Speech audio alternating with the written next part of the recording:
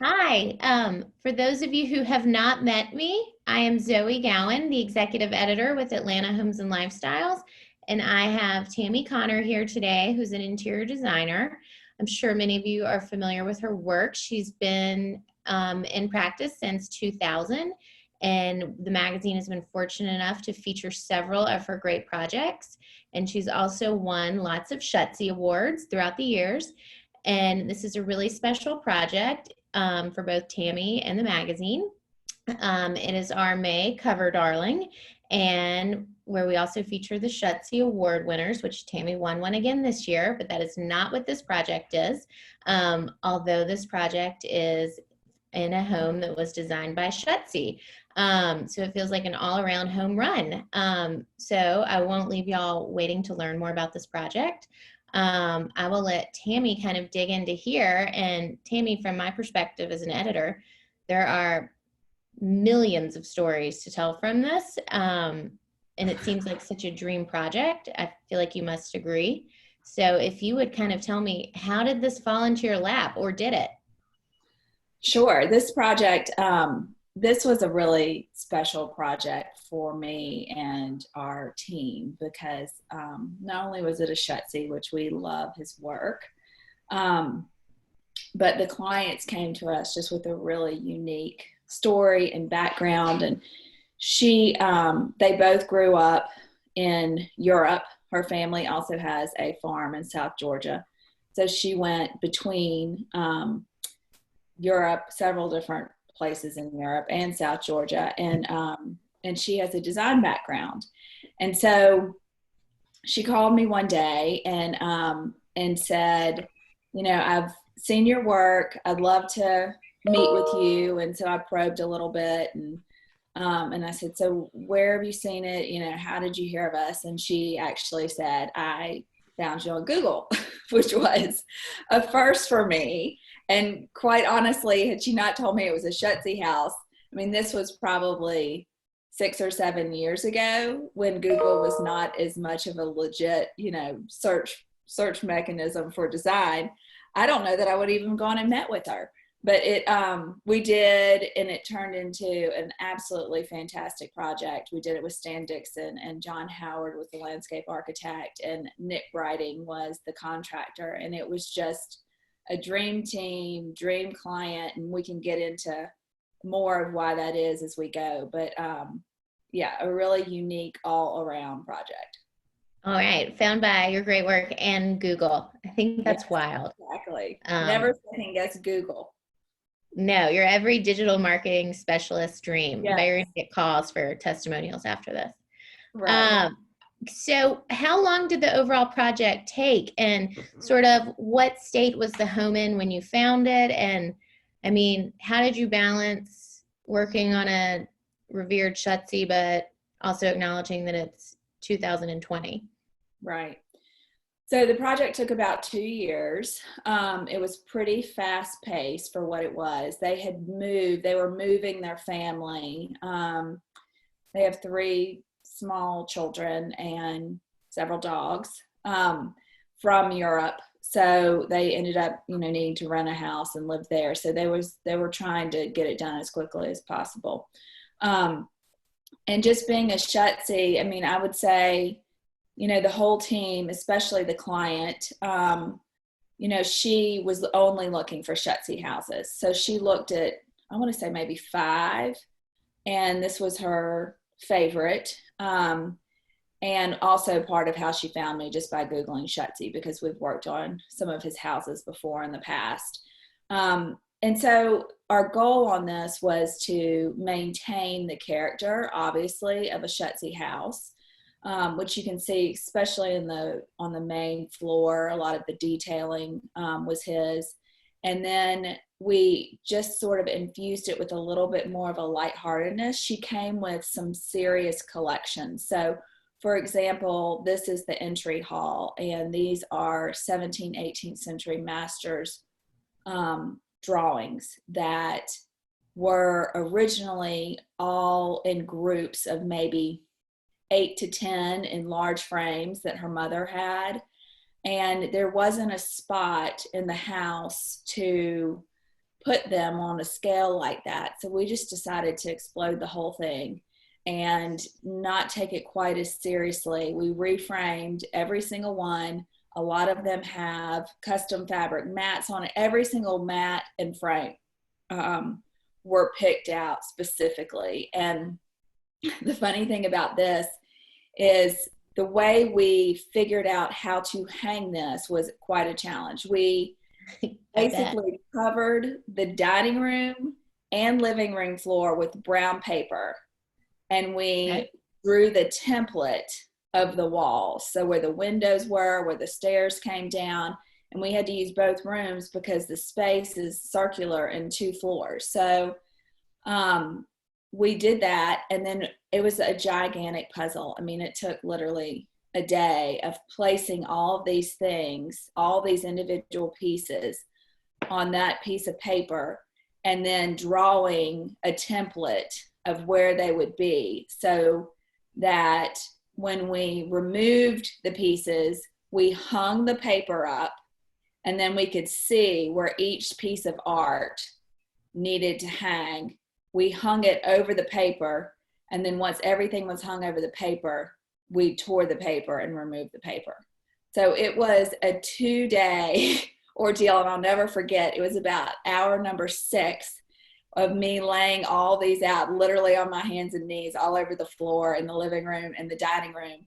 And the client, the husband, came in and told me I had lost my blank mind. And I was like, maybe, but come back tomorrow.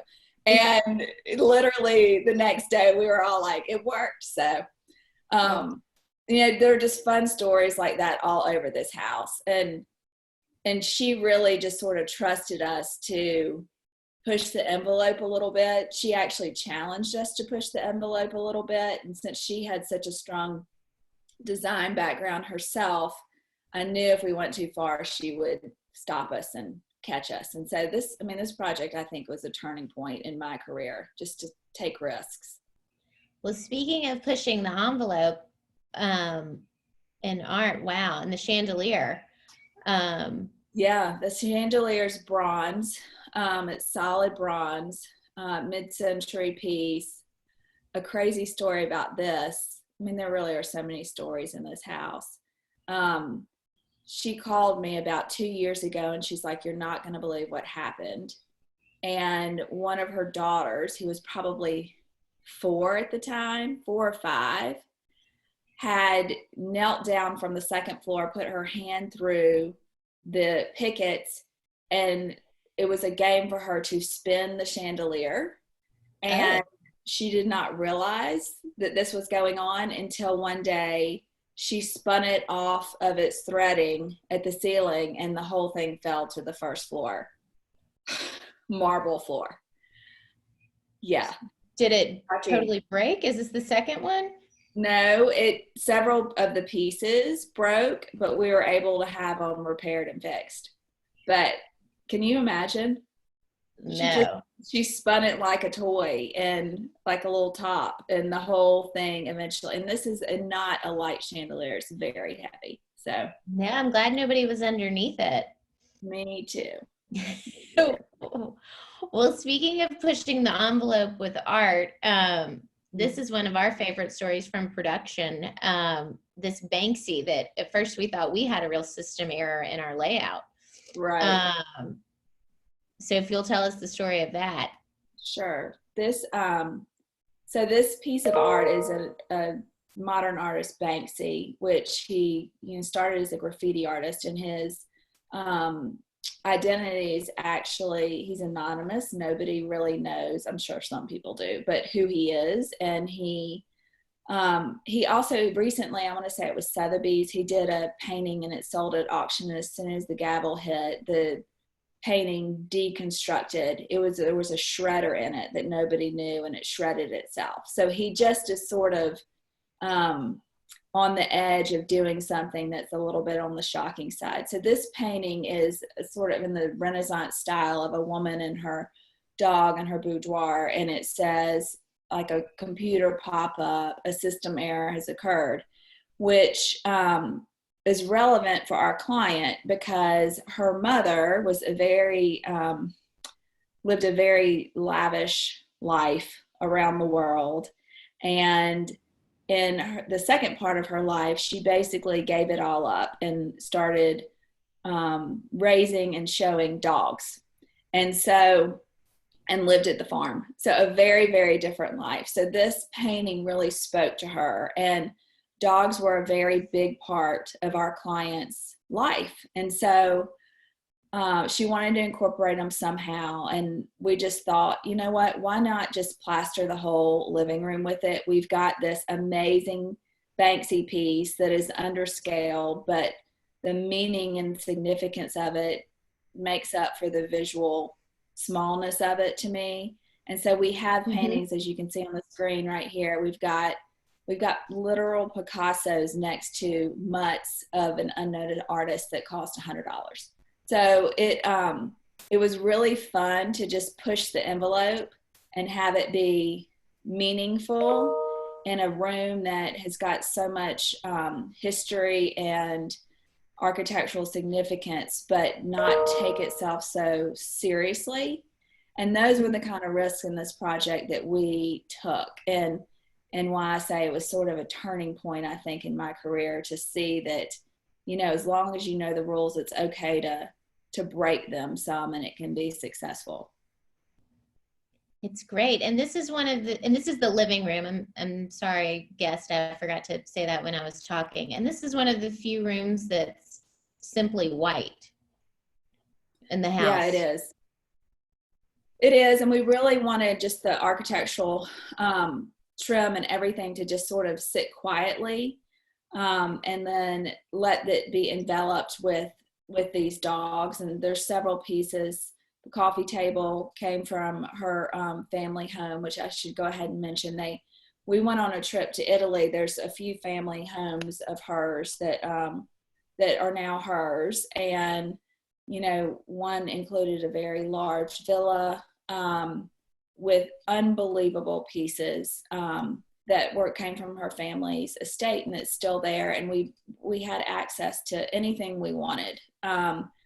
Which was absolutely amazing. And so I pulled several items from there. The scale of this house is much different. The room scale, while this is a large house, you know, true to Shutze, the scale of the rooms are very human scale. So things that could live in a, 20-foot villa room would not translate here. So that was the trickiest part. But for example, the screen that we're looking at here, this 18th century chinoiserie screen came out of that villa. And this was the starting point for this room.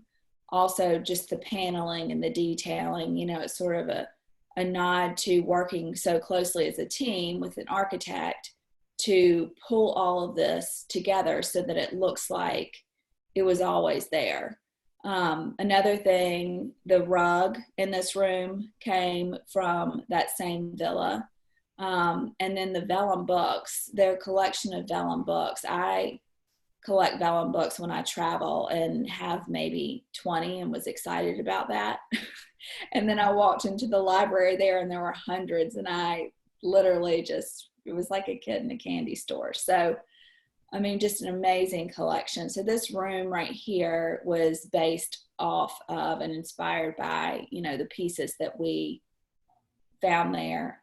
So it's a great story because it's got personal connection to them and brought back, so she can live with those things and her children can grow up with the same things that she grew up with. So in this room, in this shot, I'm in the library, but I'm in the living room, excuse me. Am I looking into the library? Yes. So Okay. That's the other side of the room. Yeah. So that table with chairs would be to your back left from this perspective.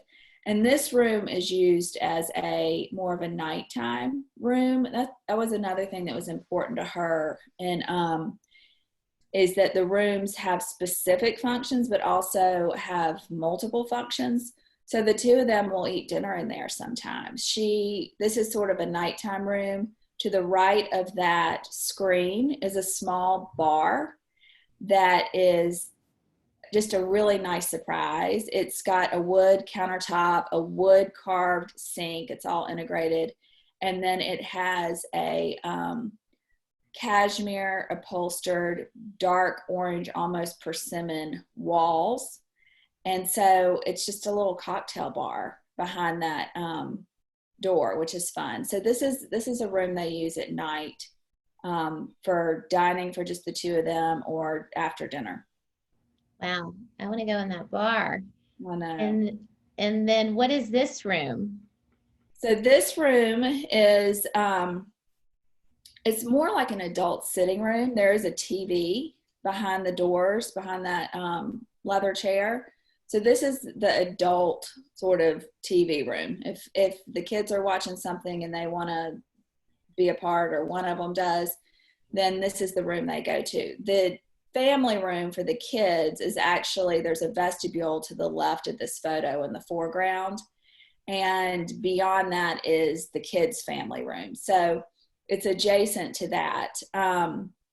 This room, actually the paneling in here is interesting, is a wood finish. For some reason in the photo, it looks more painted, but it isn't. And when we started working on this project, it was just very inconsistent. So we had a finisher come in and refinish this room for us. But it's an antique pine paneled room. It's great. And then the owner also has an interesting collection in this table. Yes, that's a display table, and it's Netsuki's, and they are small carved pieces, typically of ivory, and they're used to attach like sashes or to kimonos.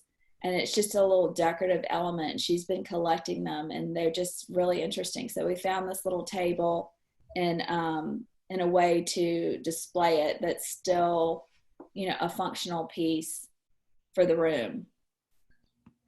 Love it. All right. And then we have this amazing dining room, which is one space where I think that you really brought a lot more to the room than Shutze may have intended. So yes, so we started this room with his bookcases. So those are original Shutze bookcases. And so it's kind of tricky when you have something that's that elaborate, because you want that to stand out. And so incorporating a mural could compete with that. And we didn't want that to happen. So we kept the rest of the room very, very simple. But the concept of this mural was to have a winter garden where your perspective is inside looking out. So you can see that with some of the architectural elements that are in there. And this mural was just very personal for her. It's got a peacock painted in it. Ray Goings I think he did a fantastic job, which is her favorite bird. So we included that. You see the leather door with the nail head, which is a swinging door that goes into the kitchen.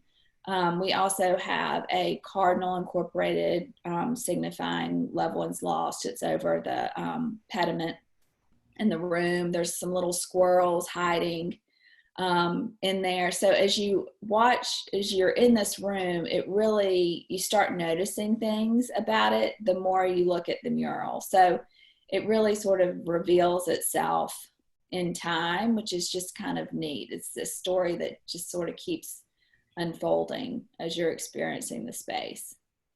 Yeah, and I love the perspective, and then the mural has some architectural elements. Am I in the garden, or am I looking out into the garden? Looking out into the garden. So I'm on a porch. Right. Exactly. And then I see the door here again to connect to the kitchen. Exactly. Yes, that's where it connects to the kitchen. So did you all how was the kitchen in this house, since kitchens weren't as important then for living as they are now? It had been redone, I want to say probably in the 90s. A renovation had been done to this house.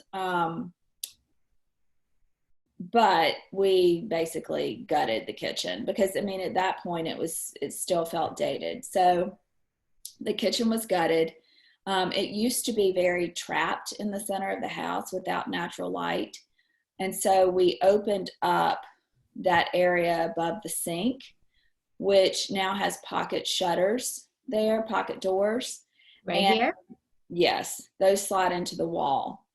And so the room beyond that is actually the family room. So that's where the kids are, which was another reason for doing that. Not only do we get the natural light, which beyond the family room is the backyard and the pool. So you get a view into the backyard if the kids are out there, or into the family room. But it gives you light, and it gives you the ability to keep an eye on the kids. And then that island was a piece that we found and incorporated as part of the storage. And then, of course, we've got the painted floor. And behind this room, from the perspective of the photograph, is the breakfast room, which I don't know that we've got a picture of.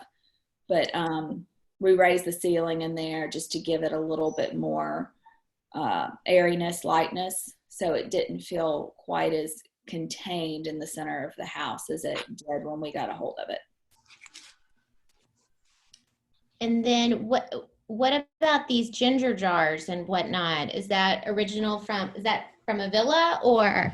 It is that we brought back. It was a collection they had, and this is a vestibule that connects the breakfast room with the family room. So, this is sort of a case in point. When you've got beautiful things, it's just a matter of displaying them. There's nothing special about how we did that. It's just, she just had some really pretty things, and they're part of her memories growing up, and we wanted them to be a part of her children's. I love that. And then in her bedroom, cashmere walls. Can you tell me everything? Should we all have those? I would love that. I don't have cashmere walls. Yes, it was a Celadon cashmere that we upholstered the walls with and did the curtains, just to create a soft envelope in the room, not just visually, but acoustically. The room is very, very quiet. And then we've got the bed that has the Benison custom draperies on that. And we've incorporated some fine things with some more natural things. So, we've got several beautiful antiques, many of which we brought from Italy. And then we've put a grass rug down and some grass shades, and the bed is iron. And so it's something that I like to do a lot in our work, is just sort of the mix, the sort of yin and yang of formal with informal, because it just creates a nice dialogue, and it makes things feel refined but still really inviting and cozy, which is our goal on almost everything we do, whether it's a more contemporary, architecture and setting, or a more traditional. It's sort of trying to find that fine line between, really refined and still inviting, because it's a home. And this space for them, they really just use it for sleeping. Unlike me, I do email in bed at night. I just abuse that. But they really just use it as sleeping, and it feels like that when you walk in this room, especially at night. We've got black outlining in the curtains, and you put the swing arm lamps above the bed on a dimmer, and it just makes you want to go to sleep and hibernate for a couple months. Right. After I touch everything in the room, then I'll sleep for days. Right. Okay, going on to her bathroom, which, is this really a bathroom, or is this a hidden bathroom? It's really a bathroom. So she also has a dressing room that's adjacent to this space. But we really just wanted this to be a retreat. I mean, she uses this, you know, similarly to the bedroom, just very intentional on the use of their spaces. And he's the same way. I mean, he grew up in Europe as well, and you know, just really intentional about how they use their spaces. So you've got this beautiful, you know, window that sits up and looks into the backyard that is a deep wooded lot. And on the left is a piece that we took from her family home, which, you know, I was kind of sad to cut the hole in the top of it. But at the same time, I thought the fact that she gets to use this every day and enjoy it, it's worth it. So we brought that piece in again, you know, another sort of nod to architecture and design and working collaboratively as a team. You know, we found that piece and worked with Stan and Nick on creating a space that looks like it was meant to be there. And then just adding the lamps, just trying to take a little bit of the utility out of a bathroom. It still functions like it would. The closet to the right of that piece has all of her products. It's got pull-out drawers. I mean, it's very well organized for the stuff that you need. But, you know, again, at night when those lamps are on and that's the only light in there, all of a sudden it doesn't feel like, it feels like a beautiful space to be in while it still functions in a way that she needs. It's great. And then we'll keep going on the bathroom trek. Do you want to talk about his bathroom first while we're in the bathroom? Sure. Master bathroom? Yes. So his bathroom's on the right. And this is actually, he had a combo bathroom dressing room. So what you don't see in this space is the rest of this room on the other two walls besides the window wall is closets all built in that are in this cypress paneling. And so he has built-in closets, and it also, what looks like a closet is his water closet. So you don't even notice that there's a water closet in this space, but there is. And we've upholstered the walls here in a Holland and Sherry window pane check. And then we found some fittings that were just some sink fittings that were just the faucet and the cross handles in a salvage place in New York. And Stan and I had the idea of doing exposed plumbing, just like you would in a shower, but why couldn't we do it here and let everything sit in front of the walls? And so that became a bit of a design challenge, but we designed the whole vanity around that, and it's black marble. And then we just hung a mirror on top of it. So again, you know, it's just different ideas, thinking outside of the box, using nice things, but applying them in a way that might be unexpected, and still, you know, function well. So it's a great little room. Oh my gosh. And actually those windows right there open up to a rooftop terrace. So he will climb out on the terrace and sit there and take phone calls or whatever. So he climbs out the window onto the terrace often, I think. Stop. I'm gonna have to walk the neighborhood to see that. Yeah. Okay, well, so going on to this bathroom, which has wildly special details that I don't know how you thought of and definitely don't know how you executed. So I will let you tell everyone. Sure. So this bath is the powder room. This was another room that was trapped by, you know, there was no light in here. And so that window was added. And that window actually doesn't go to the exterior. It goes to a little vestibule, a small vestibule that leads to the exterior.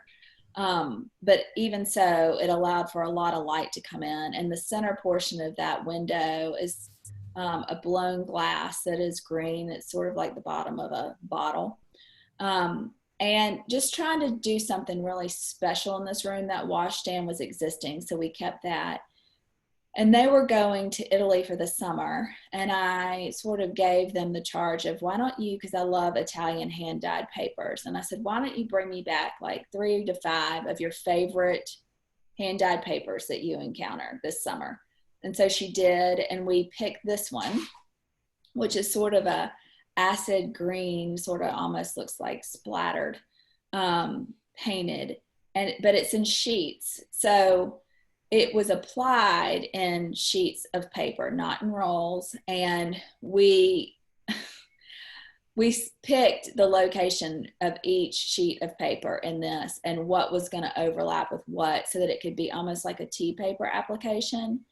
And then I had, these are, the red dots are wax seals. And I had her family's crest embossed on these wax seals.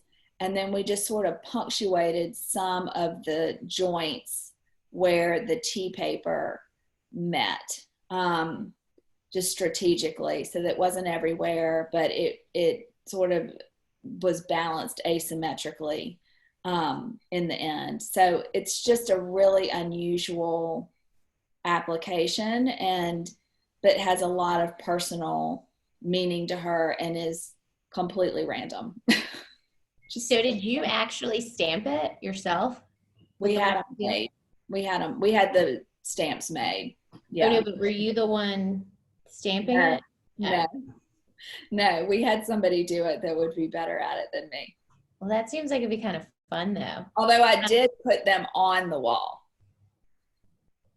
Okay. Yeah, they didn't get to put them on the wall. Yes. Yeah. Tammy, I feel like you should have at least hammered one in. I know, I should have. You're probably right. Could have hit it like behind the toilet. Is there a mirror in here anywhere? So to the left of this picture is a chest. There's a little niche that steps back, yes. And there's a chest with a mirror and a lamp. Okay. So you've got everything you need. Yeah, some lotions and that type of thing. Oh my gosh, I'm dying to go in there. And then this is another room where I don't know where you got the idea or figured out how to actually execute it in this upholstered guest bedroom. So this room used to be a porch. It's at the very end of the house. So 3 sides of this room are exterior walls. And yeah, so it was turned into a guest bedroom. The ceiling was changed. It was elevated, if I remember correctly. And we really wanted this to have sort of a garden theme, because where it sits on the property is sort of nestled in the middle of the garden. And so we started with that. And, you know, what better to do than, she loves upholstered walls in a bedroom. I mean, who doesn't? And it's so quiet. And so we started with a venison, you know, garden print. And so we did everything. Hi. We had the idea of adding some embroidery to it.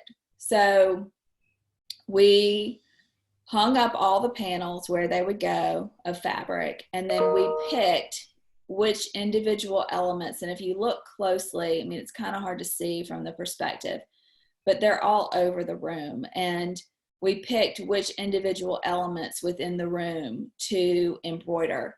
We took the fabric down, we sent it up to New York, we had it embroidered, it then went to our workroom, was sewn together, and then upholstered to the wall. And this is the result. And it's just fun, because again, it's one of those things that unfolds while you're in the space, and the longer you're in there, the more of these little elements pop out. So they're not, you know, in your face, they're discoverable.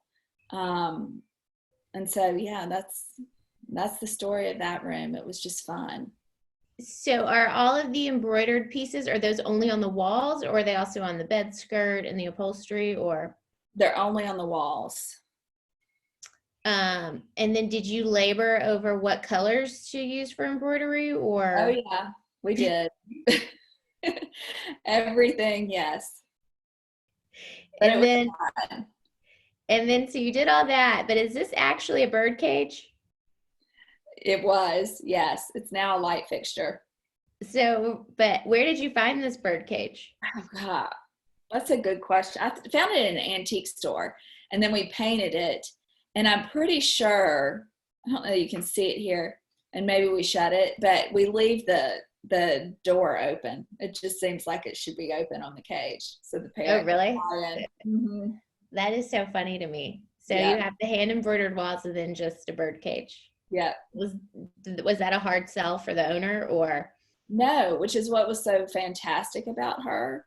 She really wanted us to get creative and sort of push, the normal safe choices and decisions.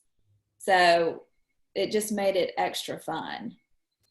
I love it. No bell jar there. And Right. then these rooms just remind me of The Little Princess or The Secret Garden or something. What Yeah. exactly are these rooms? So the one on the right is her oldest daughter's room. Um, and the thing about these rooms are, and you don't really see it in these pictures, but there's family antiques in here, and she, was not scared to use them. I mean, most people would say don't put an antique on a child's bedside table. They're just going to trash it. And her thought was, we've got this, and if it gets trashed, we'll refinish it. But it just is important to her and me too that you live with things that have some meaning and not just something that's completely plastic and functional and works for a 8-year-old. There's no reason not to use an antique, and if it has to be refinished, then it has to be refinished, but at least you're not buying a new piece of furniture in 6 years when they outgrow it. So it's just a different way of thinking about things. And I just love this pink and orange. I actually have incorporated this pattern into my daughter's room. I love this pattern so much. It's a Raoul pattern that I've loved forever. And then we custom designed the rug that's in there, and there's a little window niche in this room as well. And then the room on the left is an attic bedroom, and the attic of this house was just a rabbit's warren of just sort of storage spaces and unfinished areas. And so with this, it was completely reconfigured. This area was made into a bedroom. It allowed for this charming little window seat area. The walls were upholstered, so it's used for a guest, or if they had like a nanny staying with them, she would use this room because this whole floor became kids zone. Which is great. And I think there's some more pictures of that we can see what we did for, yeah. So we did a bunk area for kids. So if they had guests with kids, the kids could stay there. If their children had spend the night parties, they can do spend the night parties up there. So that's a Galbraith and Paul bird print fabric. And it's just really cozy. And then we did barn doors to shut it. So for light. And then we painted the floor up there. And what you don't see is on the reverse side of that room is a stage. So we did a stage with curtains so that they could have, they've got 3 daughters, so they can have little dance performances or music shows or whatever. And then this is also up there. And this was their just sort of craft table, and there's storage for all their craft supplies, and then the sink up there. So, I mean, it's just a kid's paradise. Stan incorporated several more windows into this space that weren't there, so that the natural light is actually really great for an attic. And it's just fun. I mean, it's just, what kid wouldn't want to grow up there? Just, it's pretty amazing. Really, I would like to be adopted. I know. And then these are the adult workspaces now are we back on the first story? Yes. So the right is the mudroom, which is off of the breakfast room. And this space was used to store several of her, pieces for entertaining. The drawers are full of linens.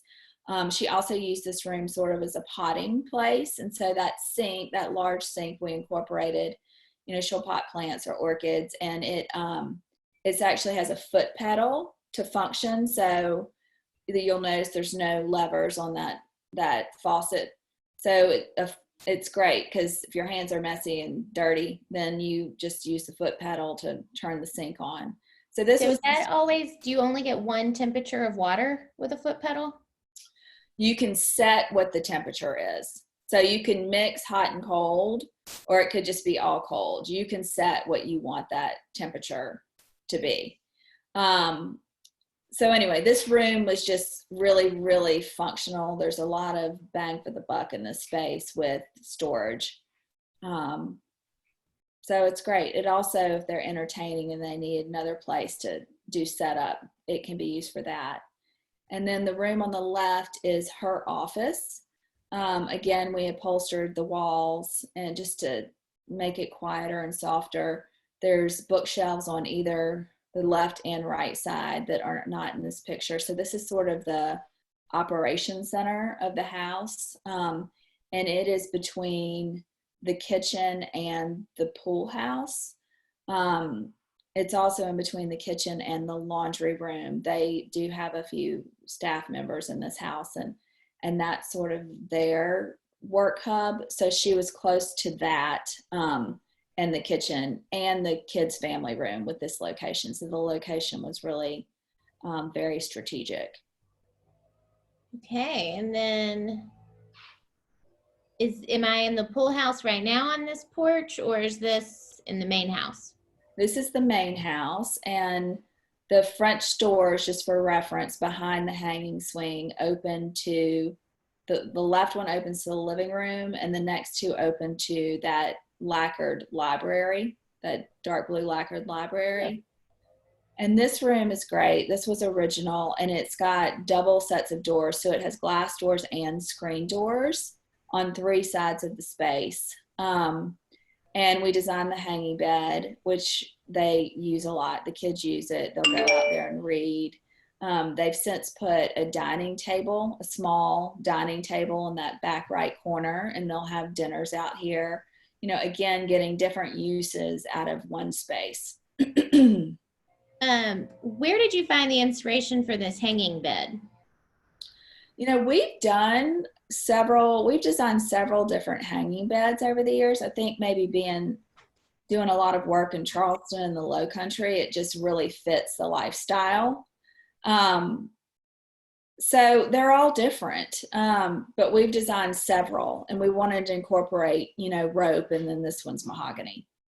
So cool. And then what is back here? It sort of looks like it's a part of the hanging bed in some ways. It's woven trunks that have, you know, I don't know if she's got games in there. At one point she did, but just some storage for out there. She also had blankets, like throw blankets. Mm-hmm. And then these little chairs, do they get moved around, or do they live where they are set in this photo? Yeah, I mean, everything gets moved around. It really does. And then what room is this? This is the pool house. So it's not separate, it's attached, but it's its own area, and those doors open up onto the backyard and the pool. This room was an addition that the previous owners had done probably in the early 90s, and the scale was not great. It just the proportions of the space, the ceiling was very high. So we broke up part of this space. This is only a portion of what was the pool house, and part of it became a wet bar, part of it became the laundry room, part of it became a pool bath, and then this area became sort of a media pool house room. So behind the piece of art, which is a photograph of Africa, is a large screen TV. So that allows for a different type of entertaining in there. And then the bottle collection on the wall, we got in Italy out of one of the family houses there. And I just fell in love with it. And we had no idea what we were going to do with it. And there's another wall mirroring that opening to the left there, with the same composition. So there's really double that amount. And it's just, curiosities in a bottle. I mean, some are little religious relics, some are little ships. I mean, everything, it's just unbelievable, the artistry in each of those pieces. So we brought that and we just hung them on the wall in a composition.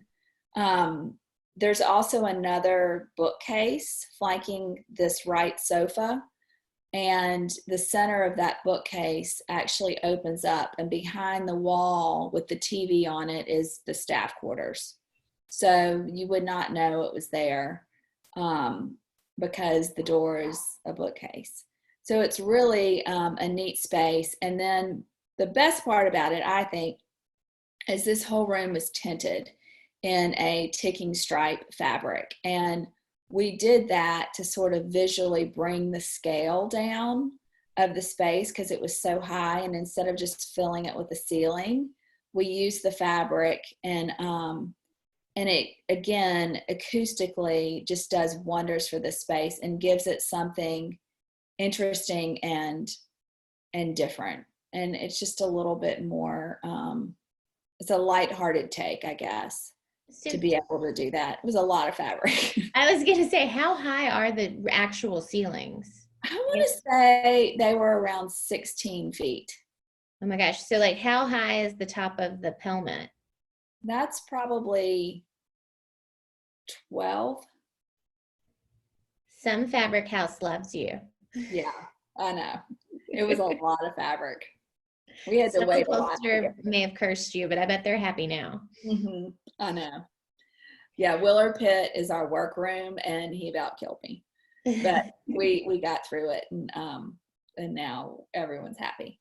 Well, I hope he's listening, and I bet this is on his website. Yeah, it should be. I've put on the ringer on a few occasions.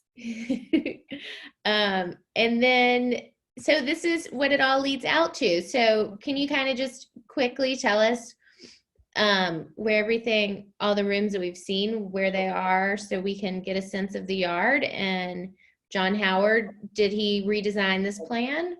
He did. We actually, we rotated the pool 90 degrees, believe it or not. I'll never forget the day that the house had been, was developing, and we were really digging into the landscape plan, and Stan and John and I stood out there and we were looking at the pool, which was turned 90 degrees from this originally.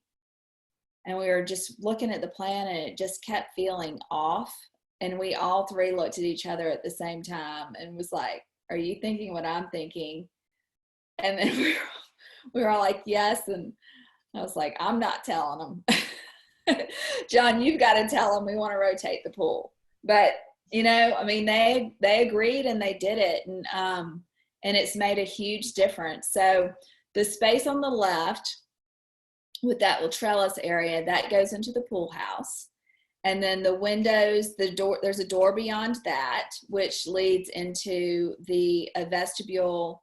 Yeah, right there. A vestibule where it has the pool bath, and it's got the laundry room, and it's got the wet bar.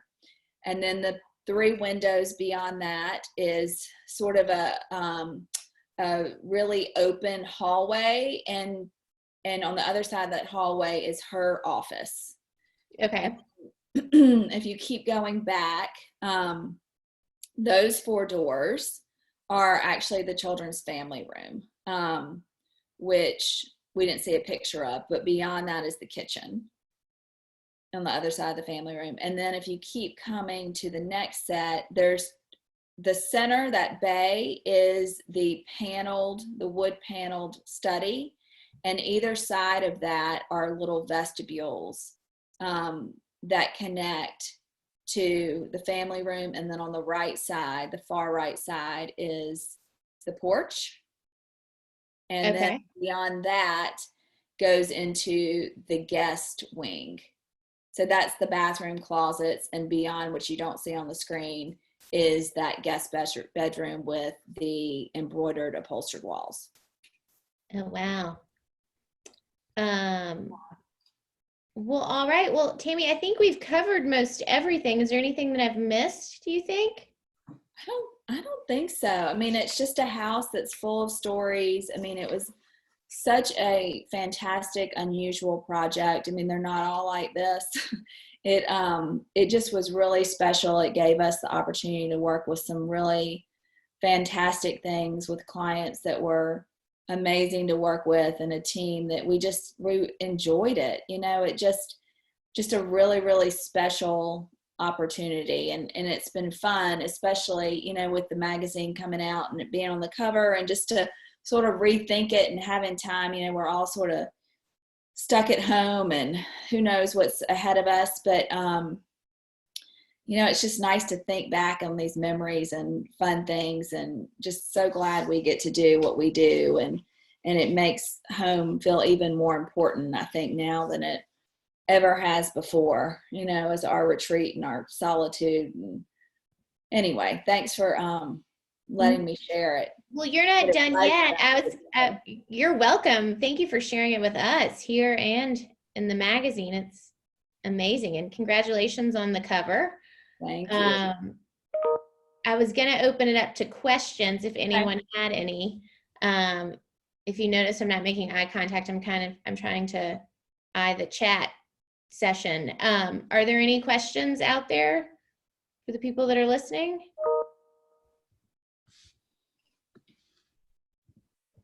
We may be escaping the questions. Escaping the question portion. All right.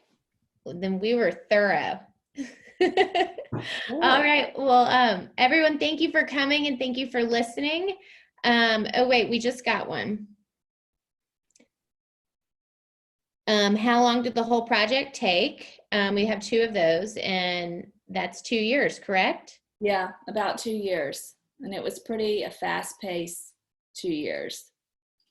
And yeah, I bet it was an intense 2 years. In the adult living room, what fabric is on this Jansen sofa? That is, wow, you're really testing. That's a Janet Natty fabric. I don't think it's that room. I think it's the panel. Well, is it this one? This one I'm not sure, but the other one with the adult TV room with the paneled room. That is actually that's a Sabina. Is it a Sabina? It's a Sabina fabric. Okay. It's really great. It's very textural. Sort of looks like the ocean. It's fantastic. It's a great fabric. Nancy Hart really wants you to know that this is beautiful. So does Greg Irby. Thank you. When you were initially planning this room, did the functions for the rooms change from planning to install? I would say probably not from planning to install, but from initially seeing the house, yes, because we really dug into how can they be used, and thinking like the library would be more of a nighttime room, and the, you know, guest bedroom actually isn't just for a guest bedroom. Like, she uses it for naps. She's got 3 daughters. So we thought a lot about how these different, because there are several different rooms, and we wanted them to have sort of not only their own identity, but sort of their own functions. So they may not have been used the way that they originally were, but they were pretty well planned out. And I think that they use them sort of how we planned, which is great. Okay, we have one more question and then we'll wrap it up about the leather door. Mm-hmm. What was your inspiration on the door, and how did you see the inspiration through to execution? I don't even remember. I mean, a lot of this stuff, it's like I had a dream in the middle of the night. I just, you know, I think what it was is I think I ran across that leather just in that peacock blue that was so amazing, and wanted to use it somehow, and wanted that door to be something special when it was open into that space, without it just being sort of a painted door. And it also, when it's closed, which it is most of the time, becomes a really sort of fun focal point for the kitchen that sort of leads you in, because you're curious what's behind it. You know, it's not like a normal door in a house. It's, you're curious, where does this lead to? And it sort of introduces what's happening with the mural before you get a glimpse of the mural. So I don't know if that answers it, but that was my thinking behind it. No, I think that answers it. All right. I think that's it. I think we've wrapped it up. Thank you so much again, Tammy, for your time. Absolutely. Thanks, everyone. Be well. All right. Well, then I am going to sign off and end the meeting. So All right. I enjoyed seeing Thanks, all of y'all. Zoe. All right. Bye, Tammy. Bye.